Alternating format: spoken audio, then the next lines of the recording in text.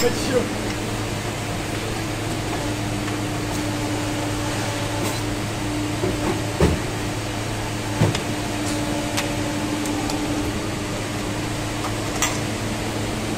Abi şimdi indüksiyonluyu takalım bir tane hemen. Tek videoda. Sert malzeme patlayınca indüksiyonlu ısıtmayla malzeme yumuşatılıyor.